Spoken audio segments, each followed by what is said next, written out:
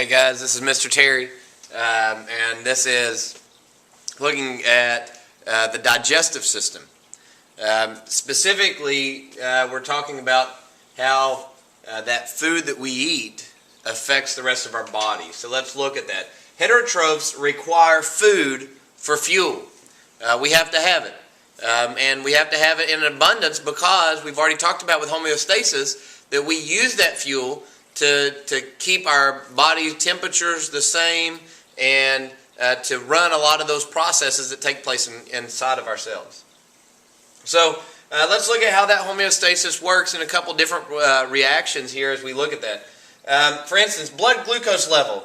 If the blood glucose level is high, the pancreas will send out hormones that will produce, hormones will be sent to the pancreas that will cause the pancreas to produce insulin, and insulin will cause the blood glucose level to go down. It actually causes the cells to absorb that glucose out of the blood. If the levels start to drop too low, then the pancreas will produce glucagon. Glucagon will cause glycogen storage in the cells to break down and produce glucose and thus increase the blood glucose level. So this is going on all day inside of your body unless you have diabetes, in which one of these two pathways won't work and you're having to either take insulin to help drive that down, or you're having to be very cautious about how low your blood sugar drops. But this happens in us on a regular basis. You know, if you just ate, your blood glucose level may start to increase. Pancreas sends out insulin and it drives that blood glucose down by causing cells to absorb that glucose. If it's been a while since you've eaten, your blood glucose may be low. Pancreas causes glucagon to be released, and glucagon will drive that back up so that you get that dynamic of area that you want that glucose to be in your blood. Another instance of this would be a caloric intake. And we've talked about caloric intake a little bit in class as well. But in a normal caloric intake, your individual's happy. Everybody's good. You're eating the right amount of calories. And in eating the right amount of calories, your body is functioning great. But if you start to eat too many calories and you start to have a high dose of caloric intake, then you become what we call overnourished, meaning you're consuming more calories than you're needing. And in overnourished, that can lead to obesity, a lot of fat storage, and that sort of thing. And you can see our little guy has ballooned up here, which can lead to a lot of other health implications as well. If your normal caloric intake is low, and this is drastically low, then you can become undernourished. Now, undernourished is one of those terms that some people mistakenly think that that's what somebody's talking about. If the term malnourished is used, which we're going to talk about in a minute, that does not mean that they're not getting enough calories, which is what this is looking at. If they're not getting enough calories, that would be undernourished. Now, many places in the world today, many of the commercials you may see about kids in foreign countries that aren't eating well, stuff like that, very few of them are undernourished. Most of them are malnourished, and the reason is because things like rice and wheat and corn, which you can get at an abundance in many of these countries, will provide your caloric intake that you need. Now, we'll talk about what it means whenever we say that they are still malnourished. That doesn't mean that they're not eating enough. It just talks about what they're eating. So in an undernourished circumstance, you're not eating enough calories. This leads to the body breaking down proteins. It will also lead to a decrease in muscle and brain tissue. And if this decrease is bad enough, the muscle and brain tissue may not be able to respond later on. Even though later on maybe you start to increase that caloric intake, the damage that's done may be irreversible at that point. So this can lead to a lot of problems. Of course, our dude has drastically reduced in size all of a sudden. My little stick dude there.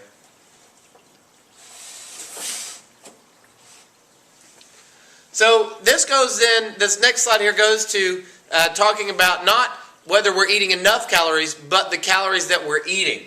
So here we're looking at what we call essential nutrients. These are materials that must be obtained in pre-assembled form. In other words, your body can't make them on their own. You have to eat them in a way that they're already able to be used because the animal cells cannot make them.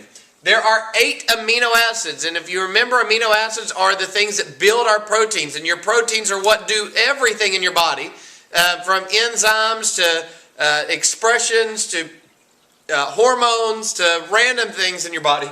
And if you don't have those 8 essential amino acids, your body cannot make them on their own, and that's going to cause problems. There are certain unsaturated fatty acids that you can get from certain diets as well. You don't want to not eat any fat at all in your diet. That could be bad. Unsaturated stuff like the fish oils and the vegetable oils have some very important nutrients for you as well. There are 13 vitamins and 17 minerals. You can check out your book to see more detail on these. All of these right here have side effects that if you're low in them, there will be things that will happen. A normal American diet, you're going to be fine on every one of these. You're probably going to be more in the overnourished category than the malnourished because you're going to get everything you need plus. But if you see someone as being malnourished, what that means is that they're missing one or more of these essential nutrients. So you may be talking about a kid in a foreign country that you've seen on a commercial, that the commercial said they were malnourished. That means that they may be eating rice and getting the caloric intake they need, but they're not getting some of these essential nutrients that would really cause them to be a healthy individual. They may be lacking in something simple like vitamin C, and then having to deal with something like rickets because they don't have the vitamin C levels that they need. So there's some stuff like that. Sorry, that was vitamin D, not vitamin C, for rickets. I messed up on that one. Vitamin C would be, immune system, stuff like that. In dietary categories, these are just a review. You've seen these before. The herbivores eat mainly autotrophs. Autotrophs, remember, are those producers like plants. These are examples: gorillas, cows, hares, snails. That's their diet, is consisting of those autotrophs. In carnivores, these are animals that eat other animals, like sharks, hawks, spiders, snakes. Their primary food source is going to be meat. Now, they are going to eat some of the plants. The way they get those is the stuff they eat has that plant in their digestive tract, stuff like that. So they will get some nutrients from producers, but their primary food source is going to be animal. And then the omnivores. These consume animals and plants. Stuff like cockroaches. A lot of people don't think about cockroaches being omnivore. Cockroaches, crows, bear, raccoons, and then of course humans were in that omnivore category as well. I could have put like Mr. Terry here with the carnivores. I like to just eat meat. But I am an omnivore because I know it's healthier for me to reduce some of that meat intake.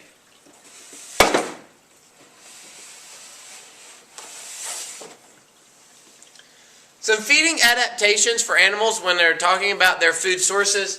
The first is suspension feeders. These sift small food particles from the water, like the baleen whale. This is my sorry attempt at a whale, okay? So the baleen whale will take in massive amounts of water, and then we'll push that water back out through this baleen, kind of like filter there in their mouth instead of teeth. And as they push that water back out, what's going to be left would be the stuff like Creole and stuff like that the whale then will consume and eat. So that's one way that these guys eat. Suspension feeders is what they're called. They suspend that food in there and then push the water out of that suspension area and then swallow the food. Substrate feeders, these live on or in their food source, eating their way through their food. You might think of these sometimes as like parasites and stuff like that.